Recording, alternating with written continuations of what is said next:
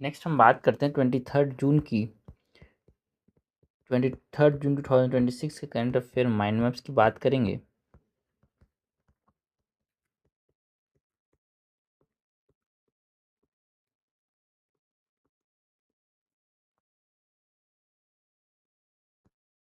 सबसे पहले तो हम बात करेंगे अबाउट दी, यहाँ पे जो है फिक्स डोज कॉम्बिनेशन ड्रग्स जो है वो न्यूज़ में थे यार। न्यूज़ में इसलिए था बिकॉज यूनियन हेल्थ मिनिस्ट्री ने यहाँ पे बैन किया जो 16 फिक्स डोज कॉम्बिनेशन ड्रग्स थे, जिसमें जो कॉमन पेन किलर्स हैं, स्किन क्रीम्स, स्टमक एक के जो मेडिसिन हैं उसको यहाँ पे बैन किया यार। ठीक है, क्योंकि इन्होंने बोला कि ये ड्रग्स जो हैं वो इरिटेशनल, अनसेफ एंड एक तरह से रियल मेडिकल लॉजिक्स जो हैं वो एक तरह से क्या कर रहे हैं, नहीं रखते भाई। दिस आर इरेशनल, ठीक है, रियल मेडिसिनल लॉजिक नहीं रखते। बाकी इसके अंदर हम बात करें कि फिक्स डोज कॉम्बिनेशन ड्रग्स जो हैं ये होते क्या हैं यार।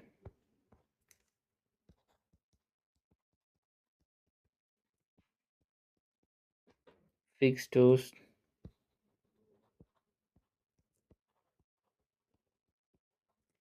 कॉम्बिनेशन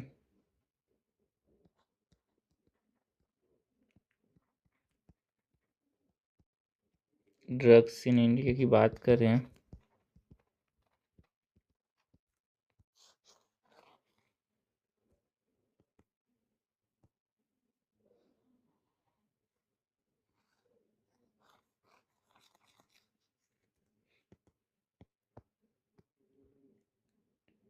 सबसे पहले तो क्या होता है ये फिक्स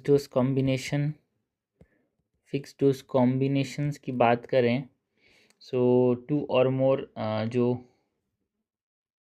एक्टिव फार्मास्यूटिकल इंग्रेडिएंट्स अगर इस्तेमाल किए जाते हैं सिंगल, है ना, single combined in a single dosage form in a mix ratio, तो उसको हम क्या बोलते हैं, fix dose combination drugs.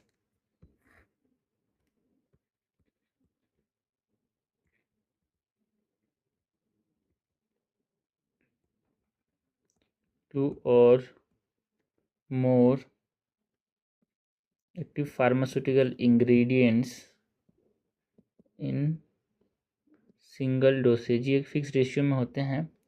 Example के तौर पे पेन किलर्स हो गए, और पेन रिलीवर्स की बात करें, anti diabetic drugs, multivitamin,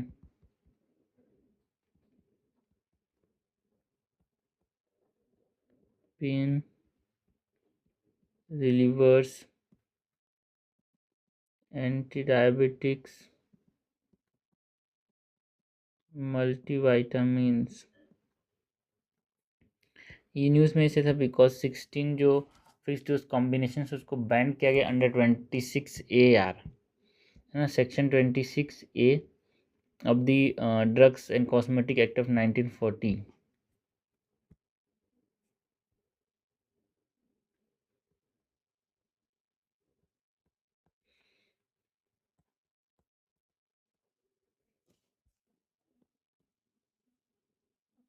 band,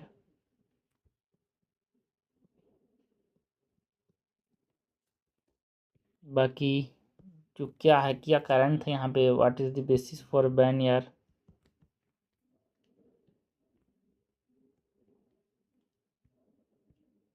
है ना, section 26 of the drugs and cosmetic act of 1940। Okay, so basis क्या था बैन का यार।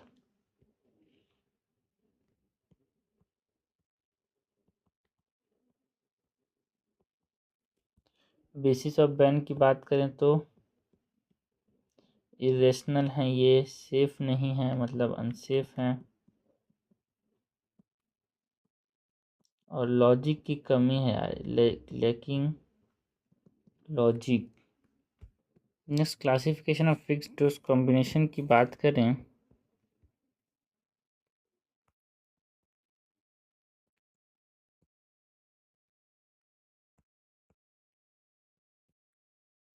सो ग्रुप 1 जो है यहाँ पे, इसमें न्यू ड्रग्स जो हैं वो यहाँ पे होते हैं यार।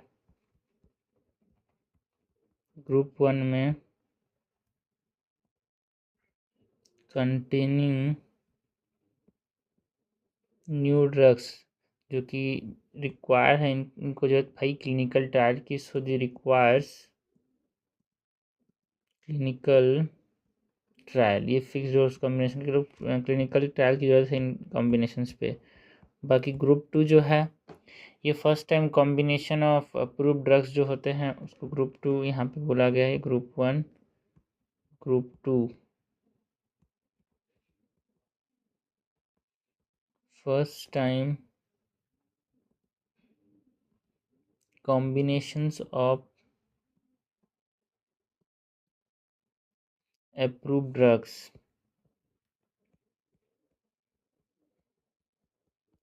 ग्रुप 3 जो है ये मार्केटेड जो फिक्स्ड डोज कॉम्बिनेशन जो होते हैं जिसमें चेंज कर दिया जाता है रेशियो को या फिर क्लेम्स को यहाँ पे चेंज किया जाता है।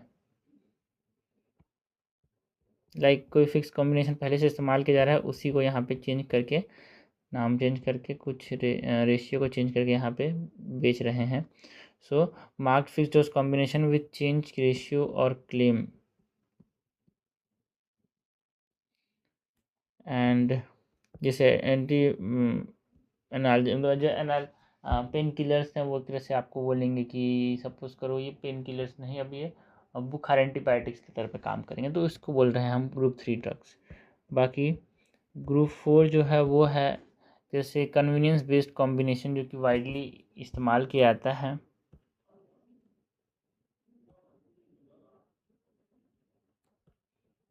Convenience based combinations of widely used drugs।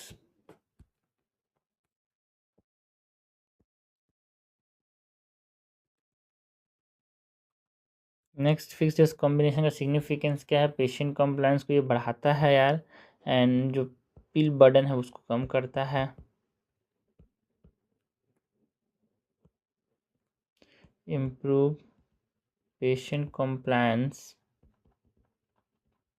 ज़्यादा गोलियाँ नहीं खानी पड़ेगी, एक ही गोली से सब काम हो जाएगा। एंड पिल रिड्यूस करता है पिल बर्डन को। जो थेरेपेटिक इफेक्टिवनेस है इसको बढ़ाता है, मतलब दो दवाई एक साथ अच्छा और काम करता है, सिनर्जिस्टिक इफेक्ट्स होता है यहाँ पे। Enhance therapeutic effectiveness, that is synergistic effects।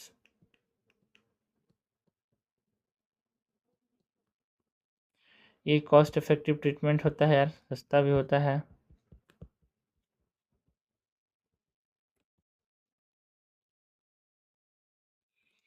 Public health utility की बात करें तो सिंप्लीफाइड प्रोटोकॉल हमको देखने को मिलता है इसके अंदर। पब्लिक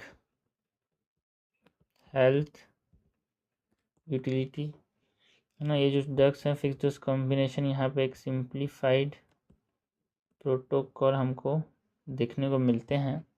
बाकी जो रेगुलेटरी फ्रेमवर्क है यहाँ पे फिक्स डोज कॉम्बिनेशन के लिए उसकी बात करें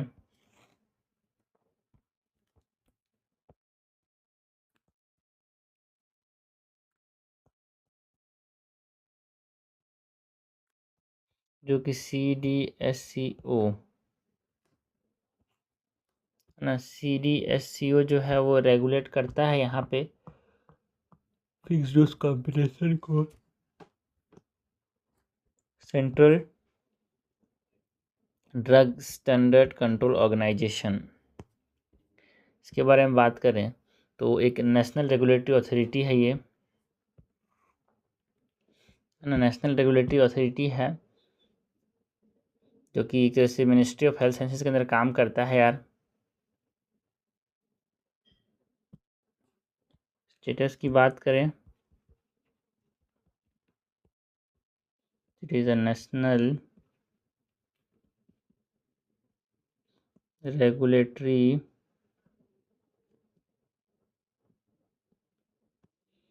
स्टेटस के बाद यहाँ पे हम रेस्पॉन्सिबिलिटीज़ की बात करें, जो ये CDSCO है इसका क्या रिस्पॉन्सिबिलिटी है यार? Safety, quality and standards of fixed dose combination को ये देखता है, मेडिसिन को ये देखता है।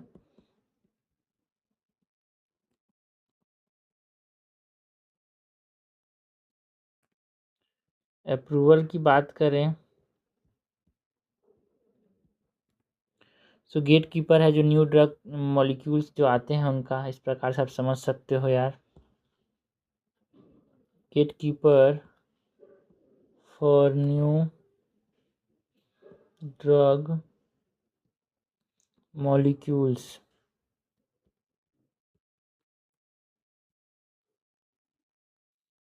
कोलैबोरेशन की बात करें तो जॉइंट लाइसेंसिंग करता है विथ स्टेट रेगुलेटर्स।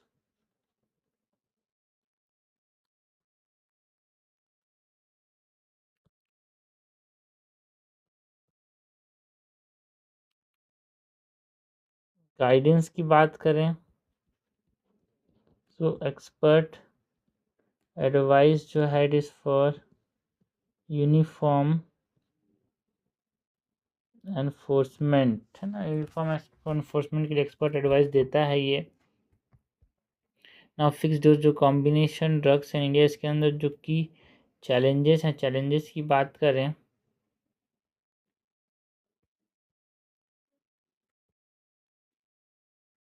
तो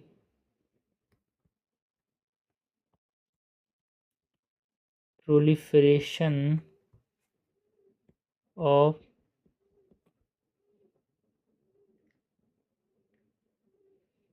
इरेशनल कॉम्बिनेशंस जो हैं, इरेशनल जो कॉम्बिनेशंस हैं उनका प्रोलिफरेशन, एक देखो जो इरेशनल कॉम्बिनेशंस वो भी बहुत ज़्यादा आ रहे हैं यार, है ना। डिफ़िकल्टी हो रहा है in identifying positive agents, difficulty in identifying positive agents. Anti microbial resistance एक चैलेंज है।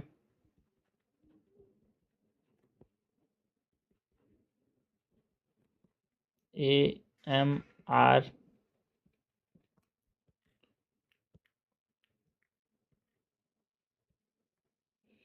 जो रेगुलेटरी कोऑर्डिनेशन गैप्स हमको देखने को मिलते हैं यार, रेगुलेटरी कोऑर्डिनेशन गैप्स देखने को मिलते हैं सेंटर और स्टेट का, वो एक चैलेंज है ना। इंडस्ट्री का जो प्रेशर है यहाँ पे, उसकी वजह से जो एनफोर्समेंट में चैलेंजेस देखने को मिलते हैं। एनफोर्समेंट इंडस्ट्री प्रेशर की बात करें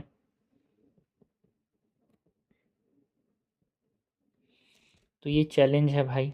तो कैसे दूर करना है, what is the way forward, करना क्या है?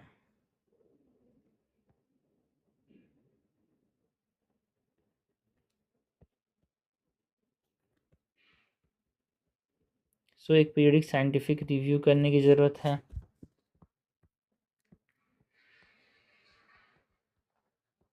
पीरियोडिक साइंटिफिक रिव्यू करने की ज़रूरत है। सेंटर स्टेट कोऑर्डिनेशन को स्ट्रेंथन करना होगा।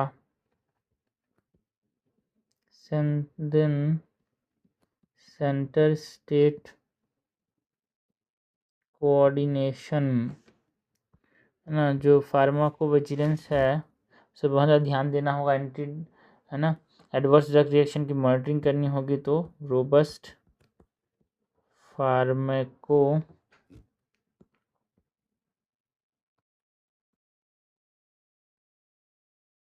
विजिलेंस पे ध्यान देना होगा यार।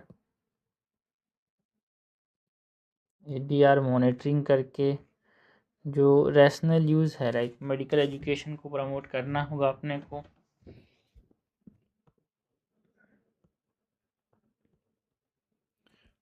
अपने को मतलब यहाँ पे ऑर्गेनाइजेशन को, है ना, promotion of rational use that is medical education देना होगा। अलाइनमेंट विथ जो ग्लोबल WHO स्टैंडर्ड्स हैं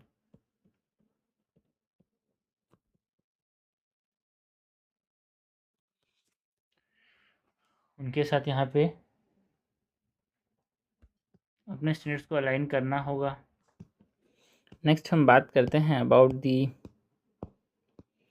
जो डिजिटल सोवेनिटी है, बिकॉज ये साइंस एंड टेक्नोलॉजी के अंदर पूछा जा सकता है। जो रिसेंट इंसिडेंट्स हैं जिसमें यहाँ पे जो इंडियन सीसीटीवी नेटवर्क्स का कॉम्प्रोमाइज़ किया गया, जो डिजिटल सर्विसेज थे वो डिसरप्ट हुए, जिसने यहाँ पे जो इंडिया का जो डिपेंडेंस है and foreign control digital infrastructure उसके ऊपर सवाल खड़े किए हैं यार, है ना। हमारा जो नेटवर्क वल्नरेबिलिटी सीसीटीवी नेटवर्क कोई भी हैक कर पा जा रहा है। जो नया यहाँ पे नयारा जो एनर्जी डिजिटल डिसरप्शन हुआ था, यहाँ पे फोर्सली जो नयारा एनर्जी को डिस्टर्ब कर दिया गया था कॉर्पोरेट ईमेल्स के थ्रू, है ना। Force disruption of access to corporate emails access करने के लिए डिस्टर्ब कर दिया गया था, है ना। Collaboration tools and cloud data का यहाँ पे इस्तेमाल कर लिया गया था, डिसरप्ट कर दिया गया था। तो ये सब चीज़ें की वजह से जो वल्नरेबिलिटीज़ हैं, इंडिया का जो डिजिटल सोवेनिटी है वो हमेशा न्यूज़ में रहता है। तो इसके बारे में बात करें अगर हम डिजिटल सोवेनिटी इन इंडिया की,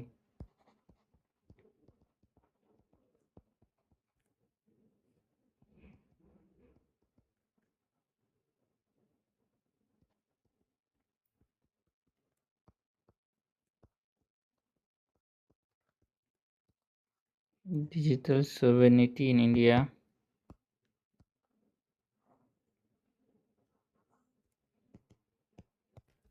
सबसे पहले तो हम बात करते हैं about the definition and components of this digital sovereignty.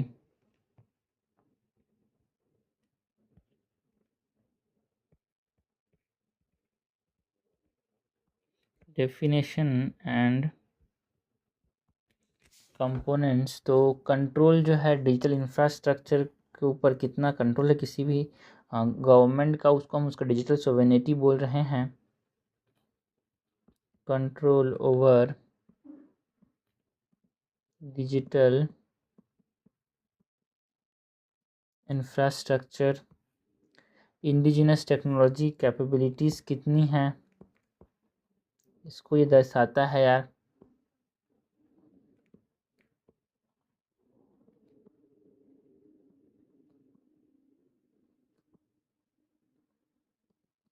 Indigenous technology capabilities को बताता है। डाटा कंट्रोल कितना कर पा रहा है कोई देश जो है, साइबर सिक्योरिटी कितना सिक्योर है, स्ट्रेटेजिक ऑटोनॉमी कितना है,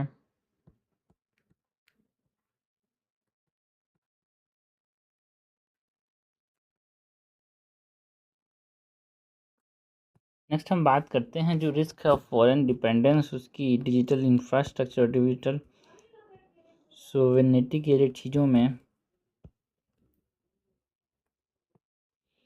जो रिस्क है of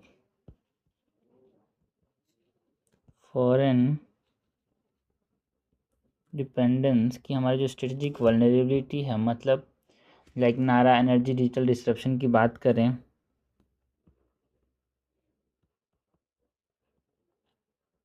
strategic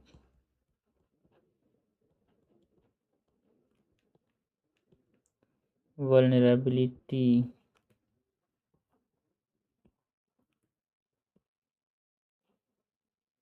Naira energy digital disruption की बात करें, या फिर जो रिलायंस है on foreign cloud and software, strategic जो वल्नरेबिलिटीज़ हैं, नेशनल सिक्योरिटी के जो थ्रेट्स हैं,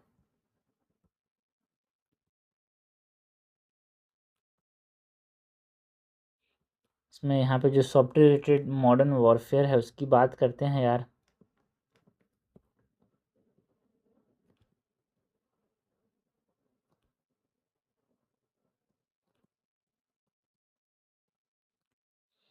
जीपीएस लिमिटेशन जो कि कारगिल वॉर में हमको देखने को मिला, हमारे पास जीपीएस नहीं था, तो ये सब चीज़ें जो हैं ये टेक्नोलॉजिकल सोवेनिटी को एक तरह से हैम्पर करती हैं यार। मतलब जीपीएस जो था वो यहाँ पे हम इस्तेमाल कर रहे थे दूसरे देश का अपने देश की लड़ाई के लिए। एक्सटर्नल जो कंट्रोल है like enforcement of foreign laws and sanctions की बात करते हैं। Enforcement of foreign laws and sanctions की बात करते हैं like Microsoft and European Union का जो सैंक्शन है उसका इम्पैक्ट जो पड़ता है हमारे ऊपर।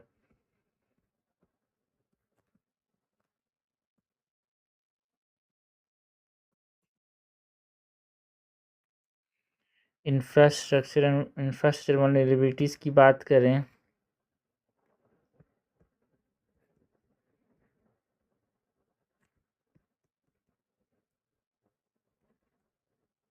लाइक सीसीटीवी नेटवर्क्स एंड जो ईस्ट क्लाउड सर्विलेंस का जो रिस्क रहता है।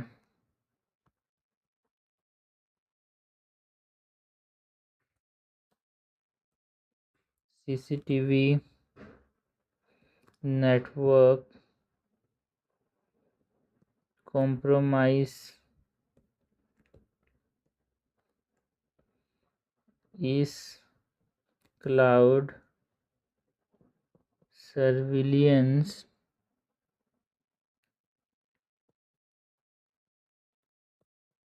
रिस्क जो रहते हैं। इसके साथ साथ जो इकोनॉमिक एंड सर्विस डिसरप्शंस हमको देखने को मिलता है यार।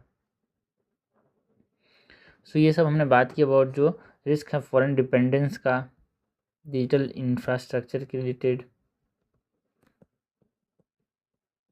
तो गवर्नमेंट ने कुछ इनिशिएटिव्स भी लिए हैं या यहाँ पे डिजिटल सोवेनिटी को बढ़ाने के लिए, डिजिटल इंफ्रास्ट्रक्चर को स्ट्रेंथन करने के लिए।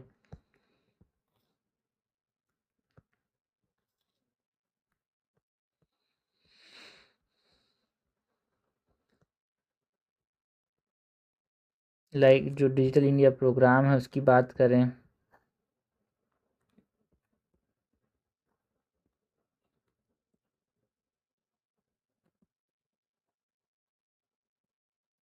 इंडिया का जो सेमीकंडक्टर मिशन है उसकी बात करते हैं यार।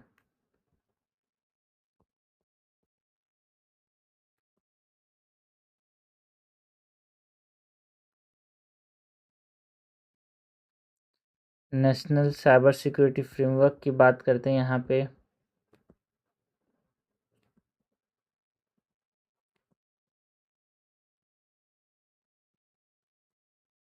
जो डिफेंस इंडिजिनाइजेशन पे ध्यान दिया गया लाइक AMCA की बात करते हैं। जो AMCA है that is advance medium combat aircraft development जो फ्रेमवर्क है वो एक तरह से डिफेंस सेल्फ रिलाइजेशन के ऊपर मतलब जो डिफेंस इंडिजिनाइजेशन के ऊपर फोकस करता है। अपने देश की चीज़ें अपने देश में बनाएंगे यार।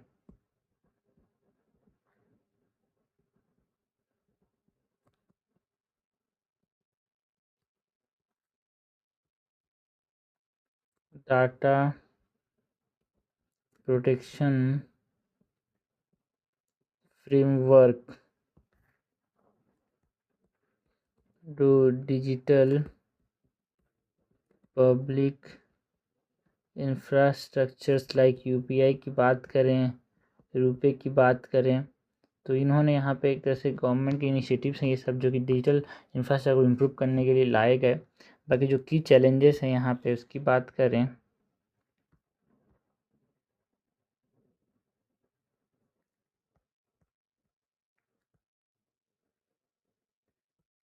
जिसमें रिसर्च एंड डेवलपमेंट का इन्वेस्टमेंट बहुत कम है। अराउंड 0.7% ऑफ GDP हम यहाँ पे रिसर्च एंड डेवलपमेंट में इन्वेस्ट करते हैं। तो रिसर्च एंड डेवलपमेंट पे हमको इन्वेस्ट करना होगा यार, ये लिमिटेशन है एक तरह से, ये चैलेंज है। Research and development investment around 0.47% of GDP। जो dependence on foreign chips and AI वो एक हमारे पास चैलेंज रहता है। Dependence on foreign chips and AI। Also जो लिमिटेड हार्डवेयर मैन्युफैक्चरिंग है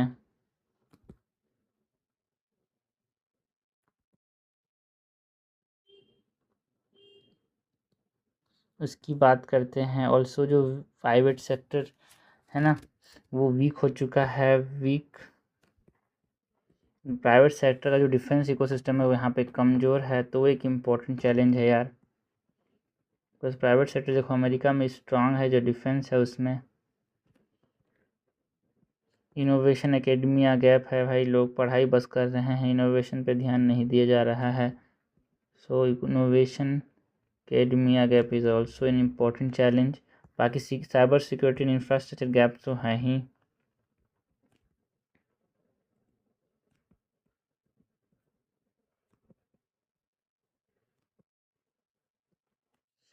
टैलेंट यूटिलाइजेशन चैलेंज तो हमको देखने को मिलता है, हम टैलेंट यूटिलाइज नहीं कर पाए। अपने देश के लोग जो हैं दूसरे देश काफ़ी टैलेंट काम कर रहे हैं यार, हम उनको यहाँ पे रख नहीं पा रहे हैं। टैलेंट यूटिलाइजेशन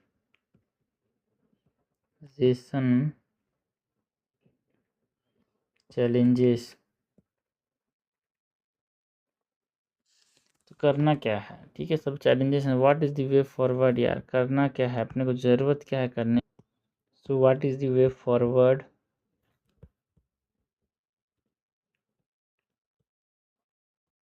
तो हमको इंडिजिनस सिस्टम डेवलपमेंट जो कमी था चैलेंज, उसी को स्ट्रेंथन करने की ज़रूरत है, और यदि यहाँ पे कंट्रीब्यूट करना पड़ेगा यार, जीडीपी का यहाँ पे एलोकेट करना पड़ेगा रिसर्च एंड डेवलपमेंट में। So strengthen indigenous research and development, एक सोवरेन डिजिटल इंफ्रास्ट्रक्चर बनाना होगा खुद का।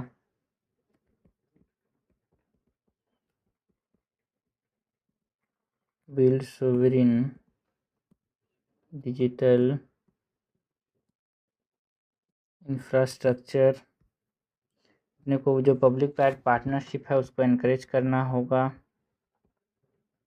एनकरेज पब्लिक प्राइवेट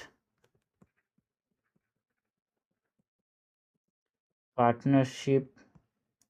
अपने को ट्रस्ट इंटरनेशनल पार्टनरशिप को यहाँ पे मतलब सिर्फ और सिर्फ जो इंटरनेशनल पार्टनरशिप है, ट्रस्टेड इंटरनेशनल पार्टनरशिप, उसी पे प्रमोट करना होगा यार।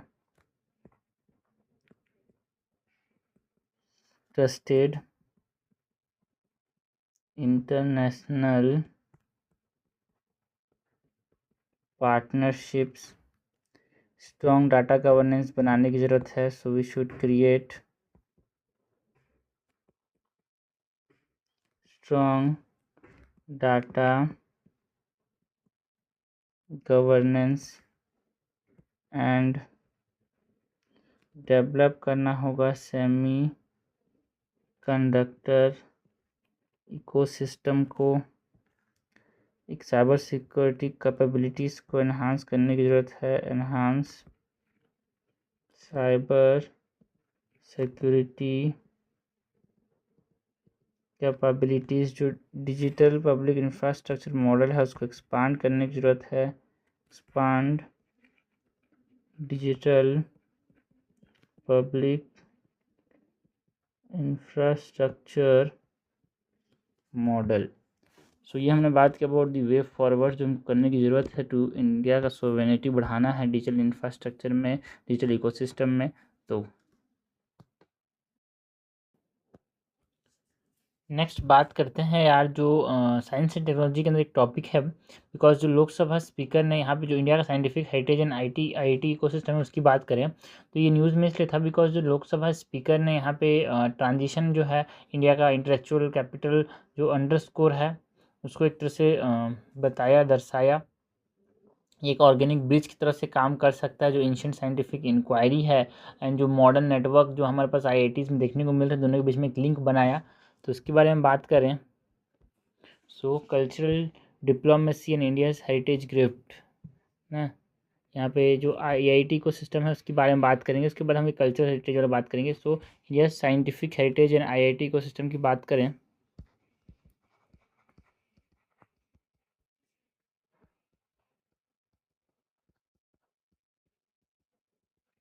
India scientific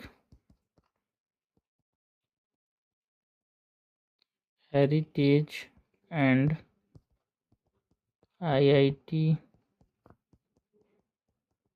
ecosystem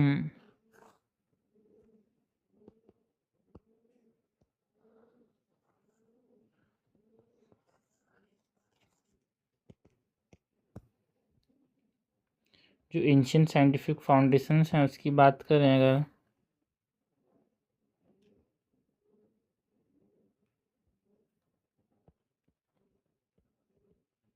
ancient scientific foundations की बात करें तो जो मेजर नॉलेज हब है, लाइक तक्षशिला की बात करें, नालंदा की, विक्रमशिला की, ये अपने को देखने को मिले यार, है ना। अभी हम IIT स्कूलिंग करेंगे, जो हमारे पास जो पहले के जो साइंटिफिक हेरिटेज है उनसे। मेजर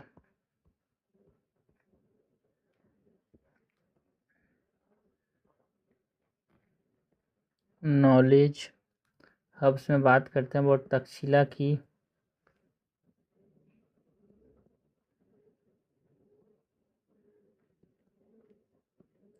नालंदा जो यूनिवर्सिटी है जो था, मतलब विक्रमशिला, ना। यहाँ पे जो की साइंटिफिक फ्रंटियर्स की बात करें तो इनके पास जो जो विषय पढ़ाए जाते थे, लाइक यहाँ पे मैथमेटिक्स, मेडिसिन, है ना, ये सब चीज़ों की बात करें कि साइंटिफिक फ्रंटियर्स के अंदर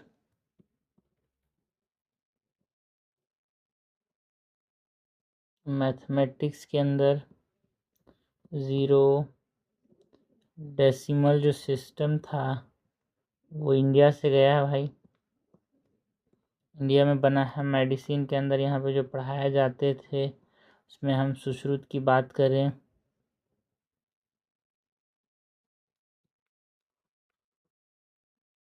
चरक की बात करें, फिजिक्स में जो कनाडा का एटॉमिक थ्योरी है, वो सब साइंटिफिक फ्रंटियर्स के अंदर हमने बात किया चीज़ों की। सो फिजिक्स के अंदर कनाडास एटॉमिक थ्योरी, मेटलर्जी में जो कोरोजन रेसिस्टेंट एलॉयज बनाए गए उसकी बात करते हैं यहाँ पे।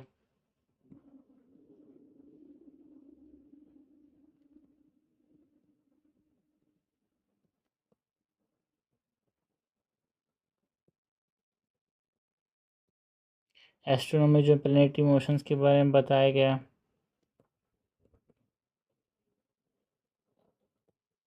ये सब जो है कि साइंटिफिक फ्रंटियर्स रहे हैं यार यहाँ पे, की साइंटिफिक यहाँ पे थ्योरीज रही हैं, चीज़ें दी गई हैं लोगों के द्वारा। बाकी जो मॉडर्न पिलर है IIT इकोसिस्टम जो है, वो मॉडर्न पिलर है, एक तरह से institutional identity and historical evolution का रिजल्ट है ये। मॉडर्न पिलर्स की बात करें तो दी IIT ecosystem, like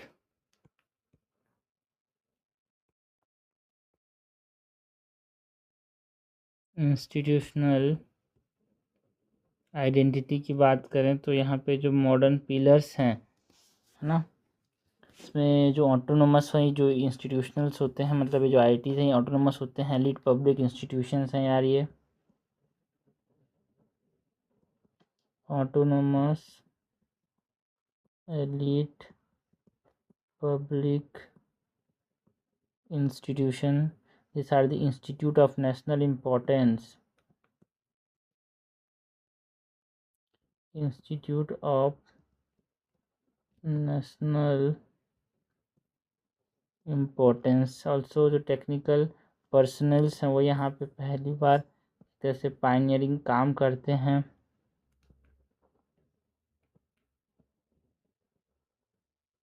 technical personal pioneers, जो हिस्टोरिकल इवोल्यूशन है IITs का, उसके बारे में बात करें तो देखो भाई, पहली बार जो है खड़गपुर के फॉर्म में यहाँ पे originated 1955 at Kharagpur, and expansion जो देखने को मिला 23 कैंपसेस के अंदर, है ना। फिर बाद में प्राइमरी प्रोड्यूसर के तौर पर ट्रांजिशन हो गया। इंजीनियरिंग जो इंजीनियर्स हैं originated in 1951 at Kharagpur 23 campuses में इसका एक्सपांसन देखने को मिला। एक्सपांशंस to 23 campuses. It is the transition किया to the primary producers of world class engineers यार। Transition to primary producer. Next जो चीज़ है it is about institutional policy and innovation की बात करें तो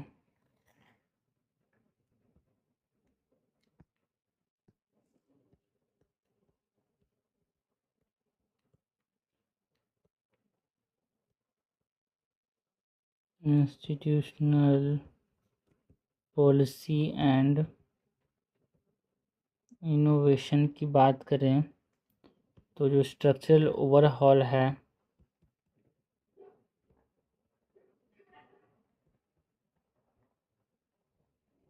इसकी बात करें तो हमको यहाँ पे नेशनल एजुकेशन पॉलिसी 2020 की फॉर्म में देखने को मिला यार। नेशनल एजुकेशन पॉलिसी NEP 2020 में हमको देखने को मिला। एंड जो इंडियन नॉलेज सिस्टम है IKS यहाँ पे जो है चीज़ें बदलती हुई हमको देखने को मिली यार ना। यहाँ पे जो INAP आया 2020 का उसने यहाँ पे स्ट्रक्चरल शिफ्ट को बताया कि स्ट्रक्चरल शिफ्ट होना चाहिए यार। हमारे पास मल्टी डिसिप्लिनरी एजुकेशन पे तरफ ध्यान देना होगा। Flexibility, institutional research and development के ऊपर ध्यान देना होगा। ये सब चीज़ों की बात की गई। जो इंडियन नॉलेज सिस्टम सेंटर्स की बात करें तो ये एस्टेब्लिश किया गया अंदर दिन है ना। तो मतलब विद इन IITs जो है वहाँ पे ये नेशनल नॉलेज सिस्टम को यहाँ पे बनाने की बात की गई। ये जो होंगे सेंटर्स होंगे जो कि इंटरडिसिप्लिनरी रिसर्च पे फोकस्ड होंगे यार है ना। इंडिजिनस टेक्नोलॉजी के ऊपर like traditional water harvesting, historical metallurgical band, mathematic जो है एल्गोरिथम्स हैं है ना, उनको मॉडर्न जो इंजीनियरिंग्स हैं उससे यहाँ पे एक तरह से जोड़ना, इंटीग्रेट करना, इसकी बात की गई इंडियन नॉलेज सिस्टम के अंदर। हाँ तो ये इंस्टीट्यूशनल ओवरऑल्स की बात की हमने। नेक्स्ट जो फंडिंग एंड रिसर्च कैटलिस्ट है वो क्या चीज़ें हैं यहाँ पे। फंडिंग कौन करता है यार,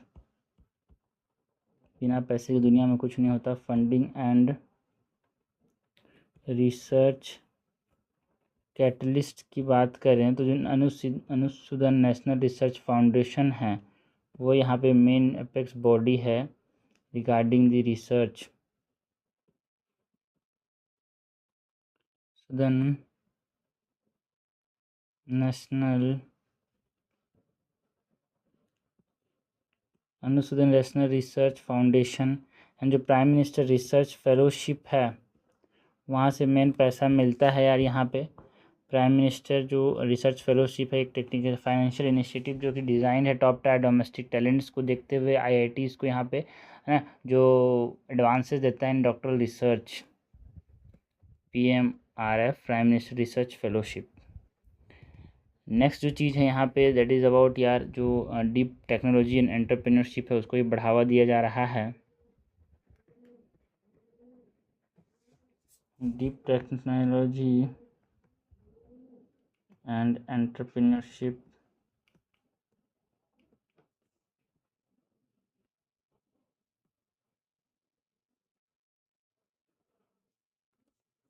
इसमें हम बात करते हैं अबाउट नेशनल क्वांटम मिशन की।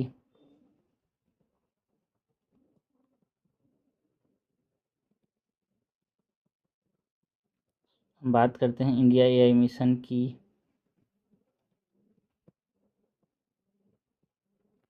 अटल इनोवेशन मिशन की।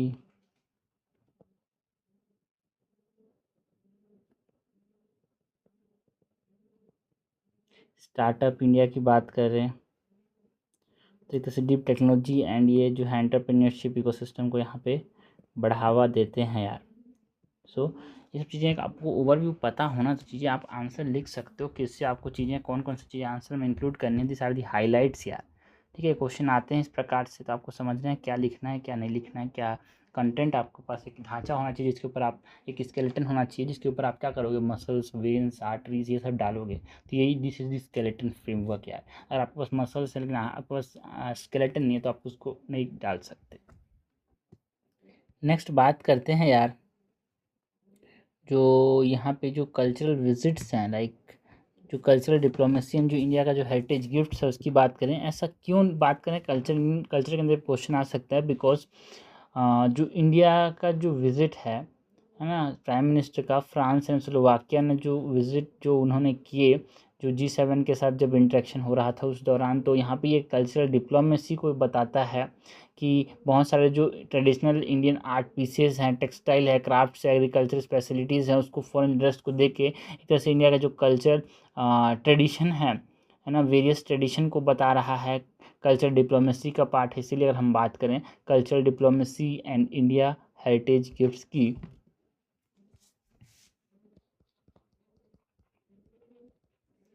Cultural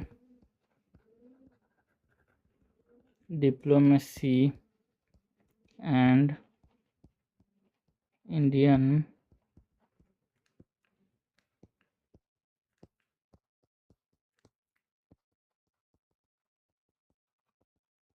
heritage gifts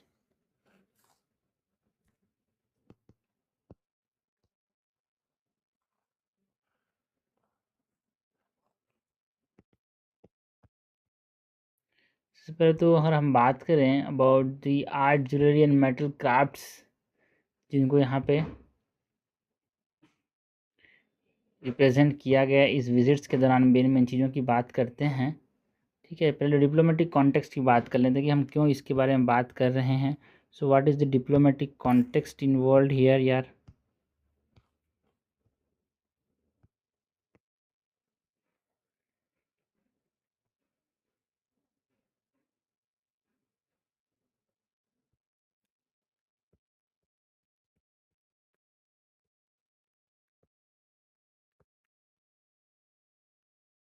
G7 summit हमको देखने को मिला, जो स्टेट विजिट था टू फ्रांस, स्लोवाकिया, तो तरह से सॉफ्ट पावर को ये दर्शाता है यार।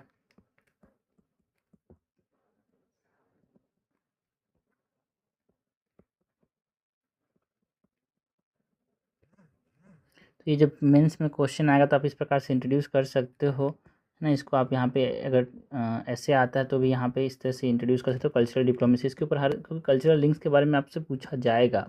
तो करंट अफेयर वो आपका चारा है जो आपको खाना है फॉर यूपीएससी यार। जैसे आप पढ़ते हैं मैथ्स के, आईआईटी के लिए मैथ्स पढ़ना होता है, बायोलॉजी पढ़ना होता है फॉर डॉक्टर बनने के लिए, उसी प्रकार का आपको करंट अफेयर्स बहुत ज़रूरी है आईएएस बनने के लिए। तो ये हमने डिप्लोमेटिक कॉन्टेक्स्ट की बात की। नेक्स्ट जो चीज़ें हैं जो आपस में हमारे जो हेरिटेज है, मतलब जो ये जो हेरिटेज गिफ्ट्स हैं उसकी बात करें, तो art, jewellery and metal crafts में हमने जो लेन देन किए उसमें क्या क्या चीज़ें हैं अगर हम उसकी बात करें।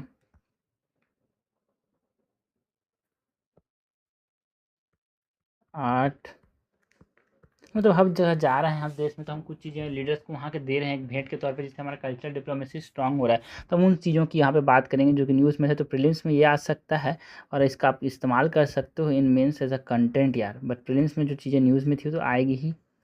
सो इसमें हम कलमकारी पेंटिंग्स की बात करें, art, jewellery and metal works में कलमकारी पेंटिंग्स जो हैं आंध्र प्रदेश से ओरिजिनेट करते हैं। वो सब जो रिसेंट टाइम्स में यहाँ पे न्यूज़ में थे, क्योंकि यहाँ पे जो प्रेसिडेंट इमानुअल मैक्रन को कलमकारी पेंटिंग्स यहाँ पे दिया गया यार, तो उसकी वजह से ये न्यूज़ में था, तो वो चीज़ें की बात करेंगे। बाकी स्लोवाकिया जब गया तो जो ब्रास डोकरा आर्ट है वो यहाँ पे दिया गया, वहाँ के जो प्रेसिडेंट थे उनको, है ना। G7 समिट में यहाँ पे जो डिप्लोमेटिक सर्कल इसमें थावा ज्वेलरी दिया गया, है ना। इसी प्रकार की चीज़ें जो हैं, लाइक जो स्पाउस है फ्रांस के उसको पंचमपल्ली आइकट्स, ये सब दे दे के जो है ना वो सब चीज़ें जो हैं वो हम बात करेंगे। तो जो कलमकारी पेंटिंग है, ऐसी सब जो चीज़ें यहाँ पे दी गई उस सब चीज़ों के रेफरेंस में यहाँ पे हम बात करें। कलमकारी पेंटिंग की बात करें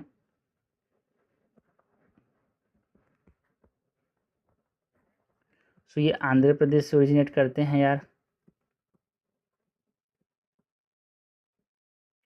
ठीक है, ये प्रेसिडेंट को दिया गया था, जो फ्रांस के प्रेसिडेंट थे उनको। नेचुरल डाइस से बनाया जाता है। कलमकारी पेंटिंग्स जो है बैम्बू पेन ड्राइंग, ठीक है, बैम्बू का पेन होता है। एंड माइथोलॉजिकल थीम पे बेस्ड होते हैं।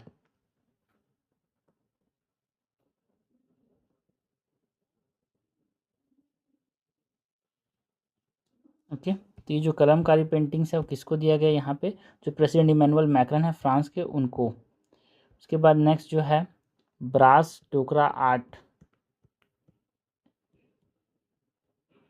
ब्रास डोकरा आर्ट, इसकी बात करें तो देखो ये जो है ना, ये किसको दिया गया, जो स्लोवाकिया के जो प्रेसिडेंट थे पीटर पेल्ग्रिनी, उनको दिया गया। तो ये झारखंड, उड़ीसा एंड छत्तीसगढ़, वेस्ट बंगाल वाले जो रीजन है वहाँ से ओरिजिन करता है, मेन छत्तीसगढ़ से।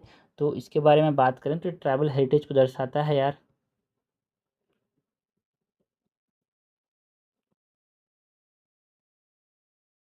ना लॉस्ट वैक्स कास्टिंग से बनाया गया, लॉस्ट वेस्ट कास्टिंग। और हम कहाँ पे देखते हैं भाई, अभी रिसेंट में हमने देखा है ना, dancing girl. Lost wax casting से इसका इस्तेमाल किया जाता है, इंडस वैली से लिंक है, क्योंकि हमने देखा ना भाई, मैं बताया था आपको, जो डांसिंग गर्ल है महेंद्रगढ़ के अंदर, है ना। हॉलो कास्टिंग स्ट्रक्चर हमको यहाँ पे देखने को मिलता है। हॉलो कास्टिंग स्ट्रक्चर, ये सब की पॉइंट्स जो कि आपको पता होना चाहिए, प्रीलिम्स में पूछा जाता है, मेंस में तो आप ये सबको बता ही सकते हो। नेक्स्ट जो है चोला ब्रॉन्ज की बात करें तो ये चोला ब्रॉन्ज था, वो न्यूज़ में क्यों थे भाई, चोला ब्रॉन्ज, बिकॉज ये चोला ब्रॉन्ज जो होते हैं ना, वो डोकरा आर्ट जैसे ही होते हैं, बट दोनों में आपको समझना है, दिस आर बोथ, दोनों इस्तेमाल किया था लॉस्ट कास्ट वैक्सिंग का दोनों में, बट दोनों में आपको डिफरेंस समझना है यार, चोला ब्रॉन्ज और ब्रास डोकरा में। चोला ब्रॉन्ज की बात करें तो वो क्लासिकल हेरिटेज होता है, ठीक है। चोला ब्रॉन्ज की बात करें तो सॉलिड कास्टिंग होती है, यहाँ पे हॉलो कास्टिंग होती है, इसको याद रखना, हॉलो, इसलिए इंपॉर्टेंट, यहाँ पे कीवर्ड का आपको घुमा के पूछा जा सकता है, ठीक है। ब्रास डोकरा में हॉलो कास्टिंग होती है। एंड जो ब्रॉन्ज चोला है, चोला ब्रॉन्ज है, वहाँ पे क्लासिकल हेरिटेज का पार्ट है, सॉलिड कास्टिंग होती है, यहाँ पे रिलीजियस इमेजरी देखने को मिलता है यार, this is a part of the classical heritage, ठीक है ना, क्लासिकल हेरिटेज का पार्ट है। ट्राइबल हेरिटेज में आपको क्या देखने को मिलेगा, यहाँ पे आपको डियर, ये सब, बाकी क्लासिकल हेरिटेज का पार्ट है। तो आपको यहाँ पे विलेज, मतलब जो ट्राइबल डोकरा में आपको क्या देखने को मिलेगा यार, यहाँ पे जो विलेज डिटीज़ हैं, वाइल्ड लाइफ हैं, रूरल लाइफ है, ये सब देखने को मिलेंगे। बट जो ये जो चोला ब्रॉन्ज है ना, वहाँ पे आपको क्या देखने को मिलेगा, जो मॉडलिंग स्ट्रक्चर्स हैं उसमें आपको स्टेचूज देखने को मिलेंगे, राइट, नटराजा की बात करें, है ना, डिटीज़ देखने को मिलेगा, डिटीज़, ठीक है। सो चोला ब्रॉन्ज की बात करें तो यहाँ पे सॉलिड कास्टिंग, ये मेन इंपॉर्टेंस है दोनों में, दोनों लॉस्ट वैक्स कास्टिंग से ही बनाया जाता है, बट दोनों में एक हॉलो होता है, एक में सॉलिड होता है। यहाँ पे रिलीजियस इमेजेस का इस्तेमाल किया जाता है, और यहाँ पे वाइल्ड लाइफ भी ट्राइबल हेरिटेज का पार्ट है। तो ये हमने दोनों के बारे में बात की यार, ठीक है। तो दोनों में याद रखना, ये हॉलो है, ये सॉलिड है, ठीक है। यहाँ पे स्मूथ वैक्स मॉडल देखने को मिलता है, यहाँ पे आपको वेट वैक्स मेथड, मतलब थ्रेड वैक्स रैपिंग देखने को मिलती है, ठीक है। एंड ये जो है ना, मतलब ये हॉलो हो गया, ये सॉलिड हो गया, ठीक है। ये हमारे पास थ्रेड रैपिंग देखने को मिलता है, यहाँ पे थ्रेड रैपिंग, ये बेसिक चीज़ें बता दे रहा हूँ, थ्रेड रैपिंग, है ना। यहाँ पे आपको ये स्मूथ वैक्स मॉडल होंगे, ठीक है। एंड ये लाइट होते हैं क्योंकि अंदर से हॉलो हैं, ये सॉलिड होते हैं इसीलिए डेंस होते हैं यार, कॉम्पैक्ट होते हैं ये। एंड ये पॉलिश्ड होते हैं, याद रखना, ये पॉलिश्ड हैं बिकॉज रिलीजियस भगवान को आप थोड़ा पॉलिश करते हैं, ठीक है। तो ये सब दोनों में जो डिफरेंस आपको समझना है। नेक्स्ट जो है जो थावा ज्वेलरी है, वो किसको दिया गया, थावा ज्वेलरी जो है जो G7 समिट के अंदर जो डिप्लोमेटिक सर्कल है G7 समिट में थावा ज्वेलरी को गिफ्ट किया गया। थावा ज्वेलरी की बात करें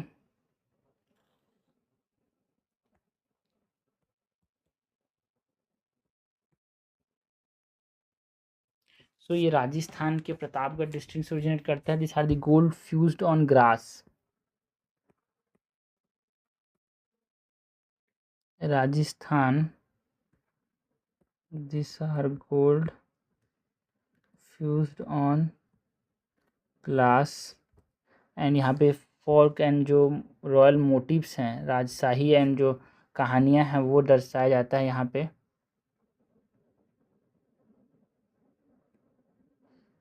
एक इन्फ्यूजन मेथड है, ग्रास के ऊपर गोल्ड लगाया गया है।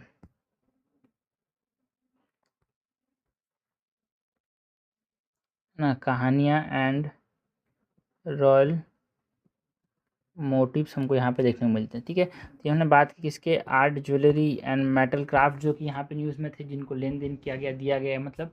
नेक्स्ट जो हैंडलूम टेक्सटाइल एंड लिटरेचर जो कि दिया गया उसके बारे में हम बात करें। नेक्स्ट जो हैंडलूम्स हैं टेक्सटाइल्स एंड लिटरेचर जिनको दिया गया उसके बारे में जो न्यूज़ में थी, पोचमपल्ली कच्छ की बात करते हैं सबसे पहले। ठीक है, सो हैंडलूम्स टेक्सटाइल्स लिटरेचर्स के अंदर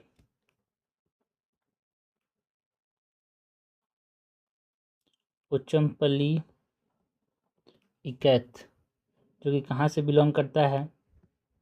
पोचमपल्ली इकैथ न्यूज़ में था बिकॉज जो इमानुएल मैक्रॉन की जो स्पाउस है ना, प्रेसिडेंट की जो स्पाउस है मैक्रॉन फ्रांस की, उनको यहाँ पे पोचमपल्ली इकैथ गिफ्ट किया गया।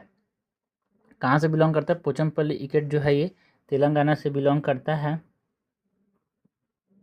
एंड ये एक तरह से रेजिस्टेंट डाइंग टेक्निक से बनाया गया है और बनाया जाता है रेजिस्टेंट डाइंग टेक्निक से। जियोमेट्रिक लेआउट होता है यार,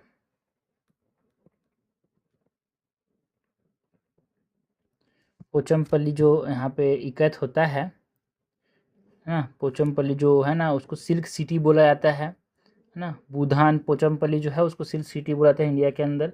एंड यहाँ पे जैसे साड़ी टाइप की ही होती है, बट हाँ यहाँ पे क्या आता है, जो टेक्निक है जो रेसिस्ट डाइंग टेक्निक है उसमें क्या किया जाता है, जो यार्न्स होते हैं उनको बंडल किया जाता है and tied and dry before weaving.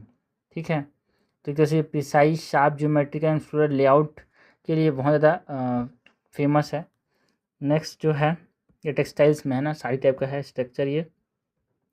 Next जो कश्मीरी सिल्क कारपेट है वो न्यूज़ में था, नाम से समझ आ रहा है कश्मीरी, तो कश्मीर से ओरिजिन करता है। ये जो है पीएम रॉबर्ट फिको जो स्लोवाकिया है उनको दिया गया था, पहनाया गया था, तो यहाँ पे ये बिलोंग करता है to Jammu and Kashmir. And ये हैंड नॉक्ड सिल से बना होता है, हैंड नॉटेड सिल से। एंड हाई नॉट काउंट्स इसमें देखने को मिलता है। ये सब चीज़ें हैं जो कि आपको प्रीलिम्स में पूछी जाती है। हाई नॉट काउंट का मतलब क्या है, बहुत ज़्यादा इंटीग्रेटेड ये गूथा होता है यार। ठीक है, हाई क्वालिटी नेचुरल सिल्क है ये। नेक्स्ट जो है बनारसी सिल्क स्टोर की बात करें तो ये बनारसी सिल्क स्टोर न्यूज़ में क्यों था, बिकॉज ये जो बनारसी सिल्क स्टोर है वो G7 समिट में यहाँ पे देखने को मिला, जो बनारसी सिल्क स्टूल जो है उसको, तो ये भी टेक्सटाइल का ही हिस्सा है बनारसी सिल्क स्टूल।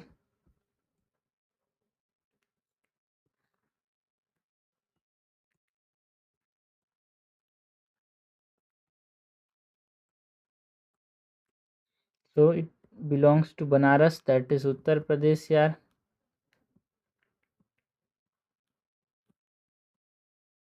एंड यहाँ पे जारी एम्ब्रॉयडरी देखने को मिलता है। जारी एम्ब्रॉयडरी मतलब जो कारीगरी है यहाँ पे जारी वर्क बोलते हैं। ठीक है, heavy silver and gold embroidery देखने को मिलती है, इसको जारी वर्क बोलते हैं।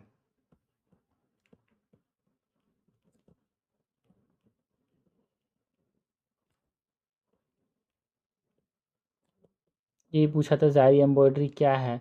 सो it is heavy silver and gold work.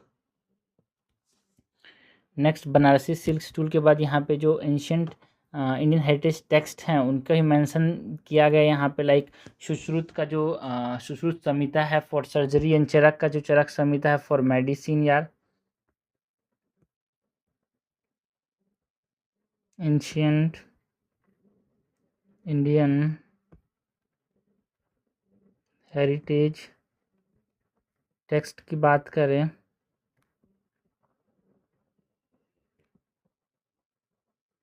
Charak Samhita for medicine, Sushruta Samhita for surgery, इसका ही मेंशन देखने को मिला ना। जो indigenous food in agriculture items हैं वो यहाँ पे जो चर्चे में थे उसके बारे में बात करें। सो यहाँ पे मेंशन देखने को मिला, जो समिट है, जो विजिट्स हैं फ्रांस एंड स्लोवाकिया का विजिट, उसके अंदर हम जो indigenous food agriculture and wellness items की बात करें, indigenous food agricultural and wellness items की बात करें तो इसमें हम बात करते हैं अबाउट जो लाकाडोंग टर्मरिक है उसकी, Lakadong turmeric. So Lakadong it belongs to Meghalaya यार, है ना। ये हाई क्रूमिन यहाँ पे देखने को मिलता है। करक्यूमिन लेवल जो होता है इस टर्मरिक में बहुत अच्छा होता है, हाई होता है, अराउंड 7 to 12% यार, है ना। और कुरकुमिन बहुत ज़्यादा यहाँ पे मेडिसिनल प्रॉपर्टी रखता है ना। यहाँ पे higher powerful antioxidant anti inflammatory properties ये ऑफर करता है बिकॉज करक्यूमिन लेवल ज़्यादा है, हाई करक्यूमिन लेवल्स, इसकी एंटीऑक्सीडेंट पोटेंशियल भी बहुत अच्छा होता है। तो ये न्यूज़ में था यार लाकाडोंग टर्मरिक। उसके बाद जो नागासुरी अश्वगंधा है उसकी बात करें, सॉरी नागौरी अश्वगंधा, है ना। नागौरी जो है नागौर डिस्ट्रिक्ट ऑफ राजस्थान से ये बिलोंग करता है। एंड आयुर्वेदिक जो है ना ये एडाप्टोजन है, ये जो है आयुर्वेदिक एडाप्टोजन है, मीन्स नागौरी के पास मेडिसिनल प्रॉपर्टी है। यहाँ पे ये high grade variety of Indian ginseng है यार, ठीक है। बाकी इसके अंदर जो है ये नेचुरल एडाप्टोजन है, रसायन के तौर पे इसको आयुर्वेद में एक रसायन हर्ब के तौर पे इस्तेमाल किया जाता है ना। एडाप्टोजन मतलब जो इन्वायरमेंटल स्ट्रेस है, मेंटल फिजिकल, है ना, है जो स्ट्रेस है उनको ये रेसिस्ट करने में हेल्प करता है, जो नागौरी अश्वगंधा है वो। So it is an Ayurvedic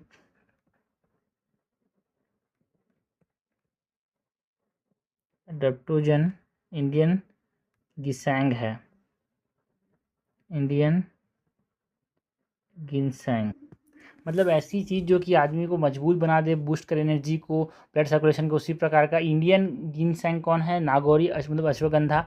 बाकी अमेरिकन गिनसैंग भी होता है यार, जो कि अपने इम्यून सिस्टम की प्रॉपर्टीज़ के लिए जाना जाता है। एशियन गिनसैंग जो कि कोरियन रेड गिनसैंग बोलते हैं, वो सब यहाँ पे एनर्जी बूस्ट ब्लड सर्कुलेशन बढ़ाने के लिए, ये सब जड़ें होते हैं पेड़ की, ठीक है। तो इसीलिए आपको ये सब पता होना चाहिए यार क्या होता है सब चीज़। मेंस के ऊपर नहीं, प्रीलिम्स के ऊपर क्वेश्चन आता है, तब मेंस में आप इसका आंसर भी लिख सकते हो, चीज़ों के बारे में बता सकते हो। कल्चरल जो डिप्लोमेसी है उसमें सबको बता सकते हो कि ऐसी ऐसी चीज़ दी गई है। नेक्स्ट जो चीज़ न्यूज़ में थी it is रैम्बन Honey.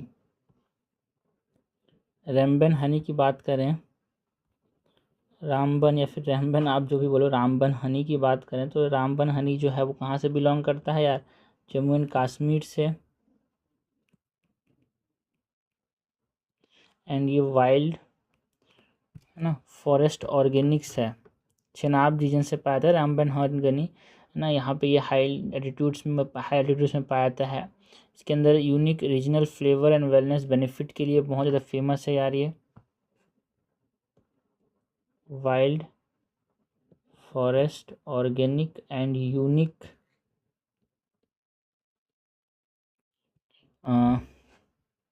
Wellness benefits होते हैं, flavour, regional flavour and wellness benefit होता है।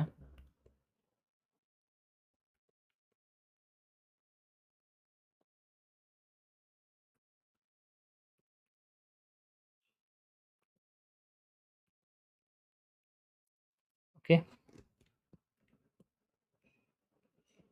उसके बाद यहाँ पे जो न्यूज़ में था दैट इज थेकुआ। थेकुआ क्या होता है भाई, बिहार के लोगों को तो पता ही होगा थेकुआ क्या होता है। So it belongs to Bihar यार, नहीं ये बिहार से बिलोंग करता है।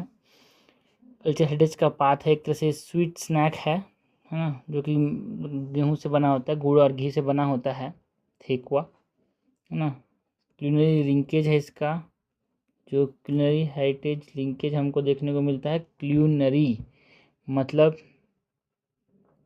छठ पूजा के समय जो खाया जाता है ना प्रसाद के तौर पे, है ना, ये हमारे पास देखने को मिलता है यार, क्योंकि छठ पूजा के तौर पे प्रसाद ठेकुआ, छठ पूजा प्रसाद, इसका भी हमारे पास मेंशन किया गया, इसका भी यहाँ पे देखने को मिला हमारे पास। तो ये हमने जो चीज़ों की बात की यार, बहुत इंपॉर्टेंट टॉपिक है both for prelims and mains, ये जो कल्चर डिप्लोमेसी एंड हेरिटेज है। फिर समझता हूँ भाई किताब स्टैटिक पार्ट में जितना कम ध्यान दोगे, मतलब ध्यान तो देना है उसमें, जितना करंट अफेयर पार्ट में जितना ध्यान दोगे आप एक IAS के लिए रास्ते के उतना पास जाते जाओगे, आपका काम क्या है आपको समझ आते रहेगा। नेक्स्ट हम बात करते हैं जो प्रीलिम्स वाले छोटे टॉपिक्स हमको न्यूज़ में देखने को मिले थे 23 जून में। सबसे पहले तो यहाँ पे हम बात करते हैं अबाउट दी बोलीविया की। बोलीविया के अंदर यहाँ पे रिसेंटली इसने 90 day state of emergency declare किया बोलीविया ने, क्योंकि वहाँ पे जो नेशन वाइड प्रोटेस्ट हो रहे थे ओवर ऑस्टेरिटी मेजर्स यार, फ्यूल शॉर्टेज हो रहा था, रोड को ब्लॉक किया जा रहा था, तो जो एसेंशियल सप्लाईज हैं उसको रोक दिया गया, इसीलिए बोलीविया न्यूज़ में था। बोलीविया के बारे में जो इंपॉर्टेंट चीज़ों की अगर हम बात करें, सो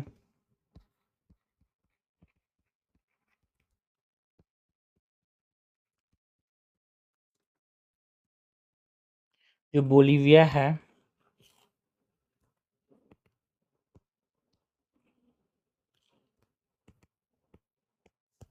यहाँ पे 90 डेज का एक स्टेट इमरजेंसी डिक्लेयर किया गया।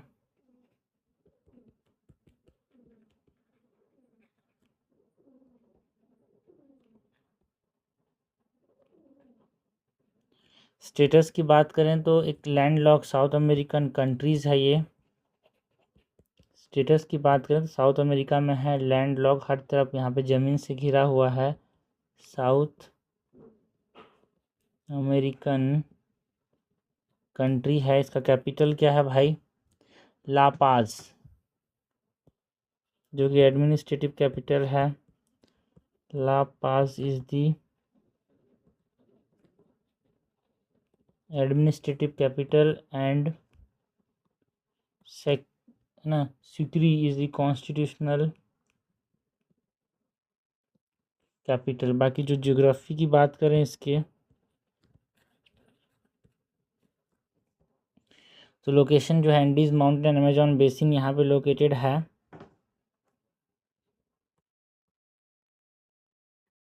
लोकेशन की बात करें तो Andes mountain and Amazon basin है। इसके अंदर वर्ल्ड लार्जेस्ट लिथियम रिजर्व है, इसीलिए बहुत इंपॉर्टेंट है, याद रखना।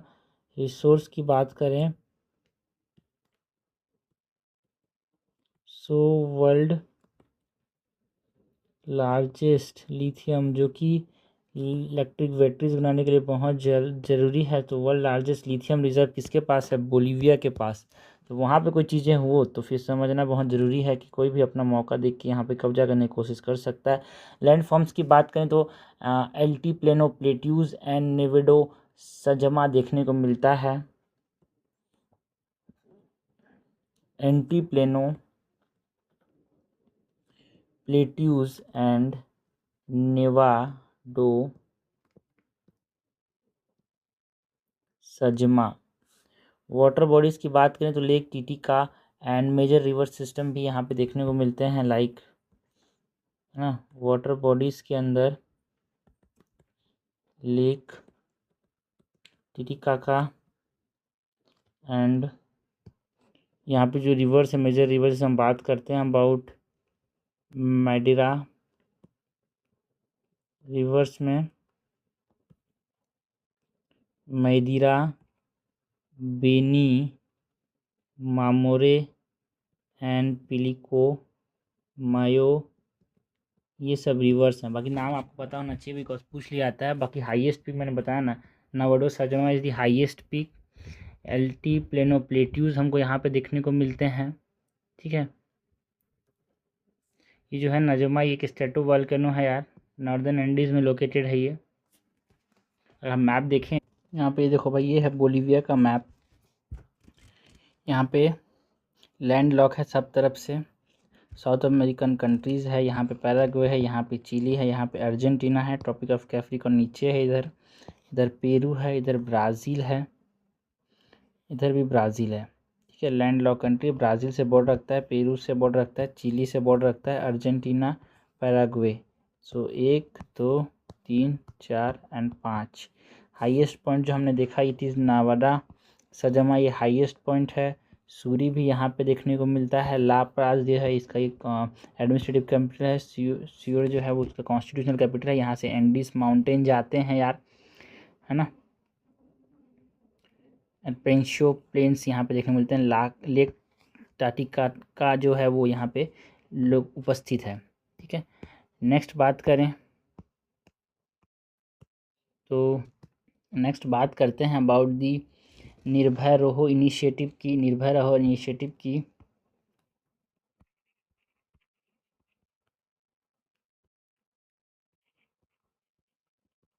निर्भय रहो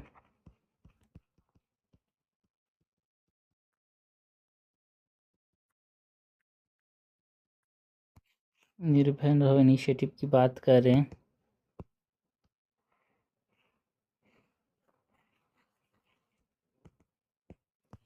सो इसके अंदर जो पर्पस है, क्यों लॉन्च किया था निर्भय रहो इनिशिएटिव को, for rural women safety and empowerment यार। पर्पस क्या है, जो रूरल वुमेन निर्भय रहो इनिशिएटिव जो है न्यूज़ में इसलिए था बिकॉज जो मिनिस्ट्री ऑफ पंचायती राज ने यहाँ पे निर्भय चेतना को लॉन्च किया है ना, to sensitise over 15.5 lakh male elected representative on women safety and gender equality. फिर हम यहाँ पे निर्भय चेतना एंड निर्भय रहो इनिशिएटिव्स की बात करेंगे। तो पहले हम निर्भय रहो इनिशिएटिव की बात करें तो ये rural women's safety and empowerment के लॉन्च किया गया। जो रूरल मिनिस्ट्री है यहाँ पे निर्भय रहो इनिशिएटिव की, तो वो है मिनिस्ट्री ऑफ पंचायती राज।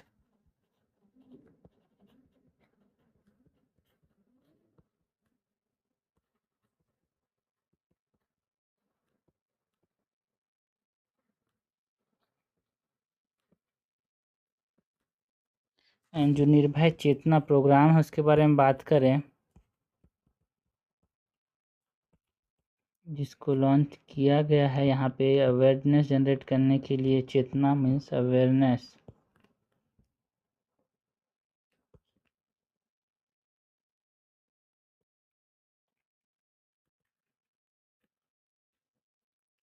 सो ये 17.5 लाख जो मेल इलेक्टेड रिप्रेजेंटेटिव्स हैं उनको टारगेट करता है, उनको वुमेन सेफ्टी के बारे में जागरूक करने की बात करता है। ये 17.5 लाख मेल पंचायत में जो मेल रिप्रेजेंटेटिव्स हैं, जो कि मेल इलेक्टेड रिप्रेजेंटेटिव्स हैं,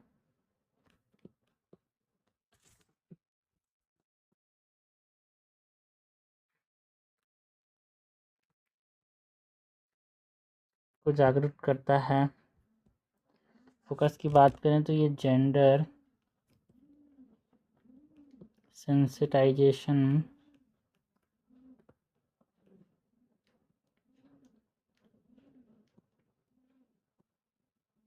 एंड गवर्नेंस पे फोकस करता है। ये चेतना जो है यहाँ पे जो कि कंपोनेंट्स हैं निर्भय, ये जो निर्भय रहो इनिशिएटिव्स की, इसमें 3 हैं। एक तो है निर्भय नेत्री निर्भय चेतना, निर्भय दृष्टि की कंपोनेंट की बात करें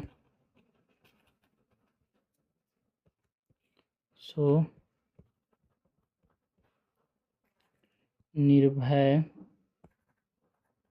नेत्री जो कि leadership and legal awareness provide करता है, इसके बारे में बात करता है। लीडरशिप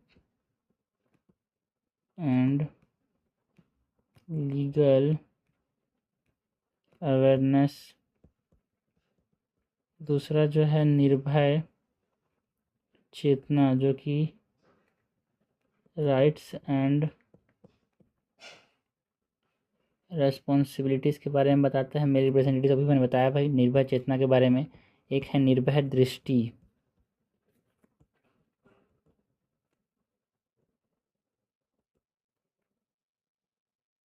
ये जो है सेफ्टी इंफ्रास्ट्रक्चर एंड जो सीसीटीवी कैमरास हैं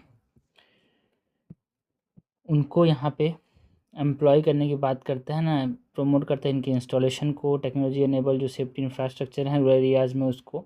निर्भय चेतना की बात हमने की कि ये सेंसिटाइज करता है मेल इलेक्टेड रिप्रेजेंटेटिव्स को वुमेन जेंडर इक्वालिटी के बारे में, वुमन राइट्स एंड उनके जो कम्युनिटी रिस्पॉन्सिबिलिटी है उसके बारे में। निर्भय नेत्री जो है वो लीडरशिप डेवलपमेंट की बात करता है।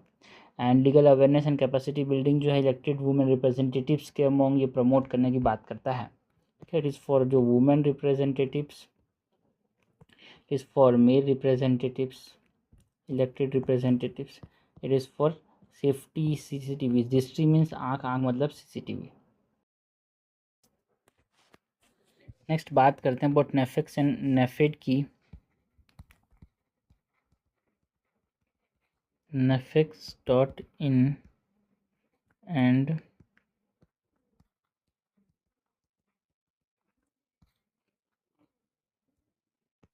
नेफेड की बात करें सो जो nefex.in ये प्लेटफॉर्म है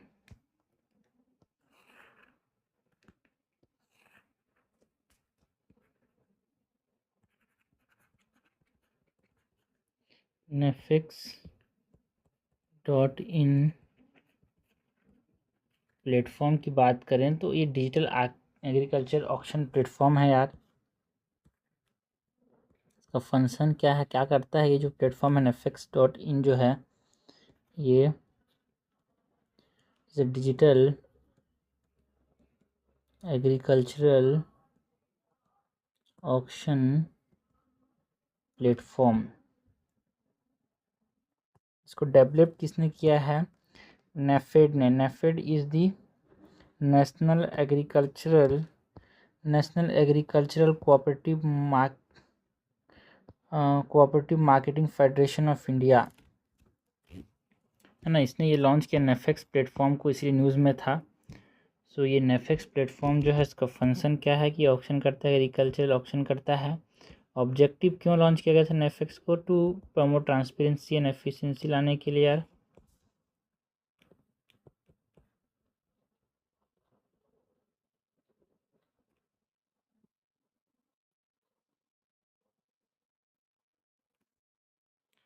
इसके बाद जो नेफेड ने जिसको लॉन्च किया है उसके बारे में बात करें तो NAFED is the national agriculture cooperative है ना, national agriculture cooperative marketing federation of India.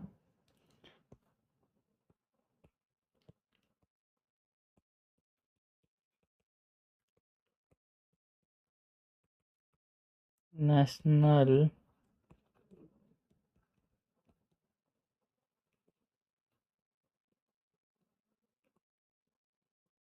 Cooperative marketing federation of India कब एस्टेब्लिश किया गया था भाई,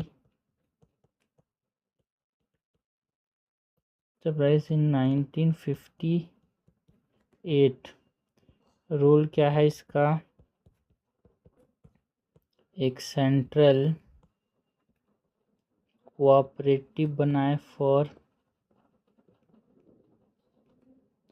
मार्केटिंग एंड ट्रेड। हेडक्वार्टर कहाँ पे है यार इसका, दिल्ली के अंदर।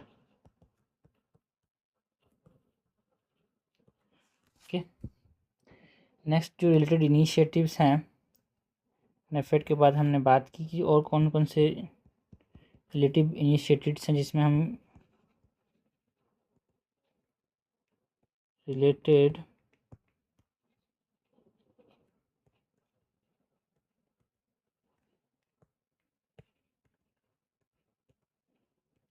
इनिशिएटिव्स की बात करें तो जो नेफेड कल्याण है जो कि स्कॉलरशिप स्कीम है यार, नेफेड ने ही यहाँ पे national agriculture cooperative marketing federation of India का जो कल्याण है ये जो है ये स्कॉलरशिप स्कीम है।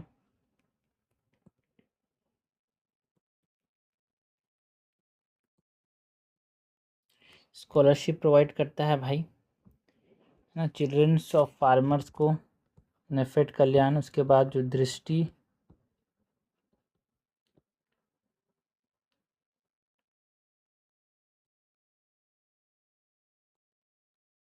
जो पोर्टल है ये इन्वेंट्री मैनेजमेंट सिस्टम है फॉर जो पल्सेस एंड ऑयल सीड हैं उनके लिए,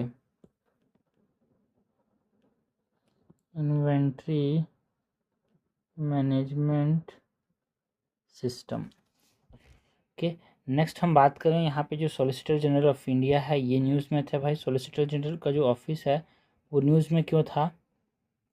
बिकॉज जो यूनियन गवर्नमेंट ने एक तरह से रीअपॉइंट किया सॉलिसिटर जनरल तुषार मेहता को फॉर 3 साल और आगे, ठीक है, 1 जुलाई से चालू होगा।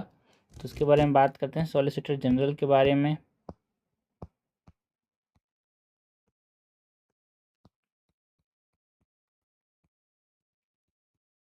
Solicitor general of India SGI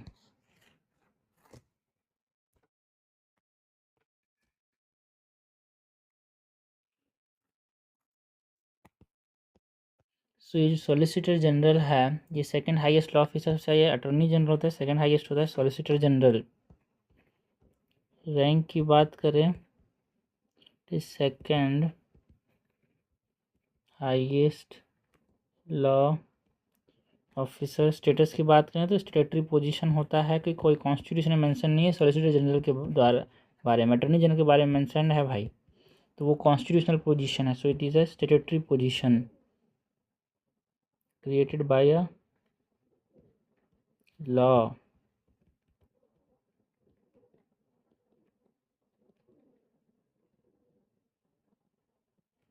appointment कौन करता है? Committee of the cabinet.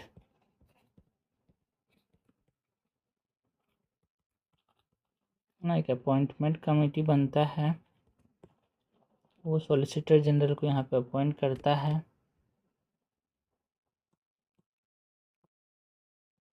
और इनका टेन्योर कितने साल के लिए होता है भाई? सॉलिसिटर जनरल का जनरली 3 साल के लिए होता है।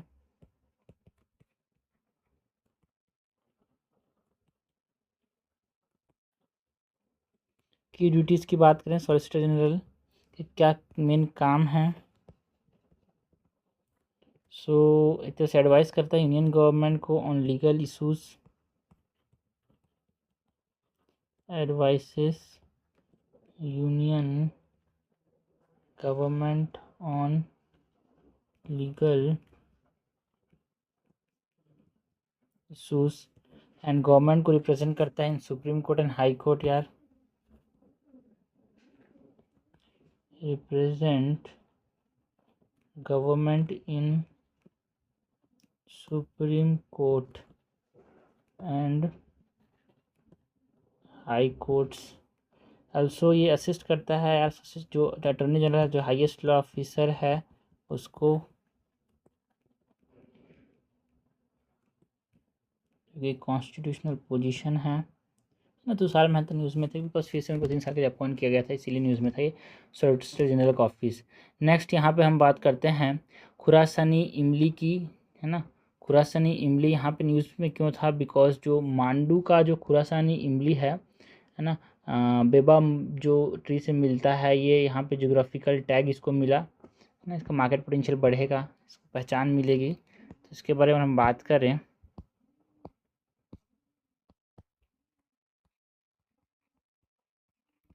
खुरासनी इमली बाओबब फ्रूट बोलते हैं इसको, इमली को। खुरासनी इमली को जीआई टैग मिला है यार, ये न्यूज़ में था। खुरासनी इमली की बात करते हैं तो रिसेंटली इसको जियोग्राफिकल इंडिकेशन टैग मिला है, इसीलिए न्यूज़ में था। तो ये भी आपको समझ आना चाहिए, जो चीज़ें न्यूज़ में रहती है, जो चर्चे में है वही पर्चे में है भाई। So recent news it received geographical indication और जीआई टैग। लोकेशन जो है ये मांडू रीजन ऑफ मध्य प्रदेश में पाया जाता है यार। खुरासनी इमली Mandu region of Madhya Pradesh. Origin देखो भाई, ये ट्री ऑफ लाइफ जो है अफ्रीका से इसका नेटिव ओरिजिन है। So it is native to Africa. जो ट्री ऑफ लाइफ है अफ्रीका के अंदर, उससे इसके ओरिजिन एक तरह से ट्रेस किया जाता है ना। मतलब जो मांडू होस्ट इंडियाज लार्जेस्ट जो कंसंट्रेशन जो बबाउ ट्रीज़ हैं, सबसे ज़्यादा मांडू में यहाँ पाए जाते हैं, है ना।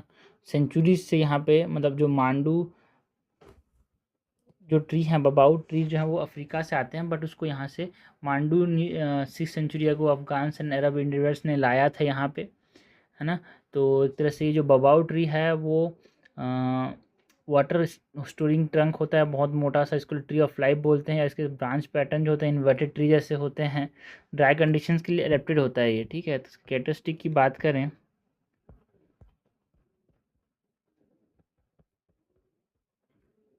सो वाटर स्टोरिंग ट्रंक होता है, water storing trunks, and it is rich in vitamin C and antioxidant. Rich in vitamin, खट्टा है ना, vitamin C and antioxidants, and use by tribal communities for medicinal purpose also यार। Medicinal purpose के लिए भी इस्तेमाल किया जाता है, लाइक डाइजेस्टिव डिसऑर्डर्स को, फटीग, फीवर, सबको ट्रीट करता है ये। उसके पल्प को, जूस को, सीड को, बार्क को, सब तरह से यहाँ पे इस्तेमाल किया जाता है। सब medicine used by tribal communities for medicinal purposes. Next जो इसको जो जीआई टैग मिला है उसके बारे में हम बात करते हैं कि जीआई टैग होता क्या है भाई। जीआई टैग क्या होता है? सो जीआई टैग फ्रेमवर्क की बात करें तो जीआई रजिस्ट्री ऑफ चेन्नई में जो रजिस्टर हो जाता है department of promotion of industry and internal trade के अंदर, वो जीआई टैग कहलाएगा। सो इसका रजिस्ट्रेशन जो है जीआई रजिस्ट्री ऑफ चेन्नई में होता है। इसका लीगल बेसिस जो है वो GI of goods act of 1999 से ये लीगल बेसिस रखता है। इंटेलेक्चुअल प्रॉपर्टी राइट है एक प्रकार से ये, एंड ये वैलिडिटी 10 साल के लिए होती है। इट इज़ रिन्यूएबल, याद रखना भाई, लोग नॉन रिन्यूएबल बोल के कन्फ्यूज़ करते हैं ऑप्शंस में। सो it is for 10 years and इसको रिन्यू किया जा सकता है। तो हमने बात की जीआई टैग की, हमने बात की खुरासनी इमली की, बबाऊ फ्रूट की, है ना। जो प्रिलिम्स रिलेटेड क्वेश्चन हमको देखने को मिले, छोटे टॉपिक्स की हमने बात की यार। एंड जो मेंस वाले टॉपिक्स थे जो कि आपको डिटेल में पता होने चाहिए, जो कॉन्सेप्ट आपके जो है उसको क्लियर करेंगे, वो हमने बात किया 23 जून 2026 के करंट अफेयर माइंड मैप्स के फॉर्म में।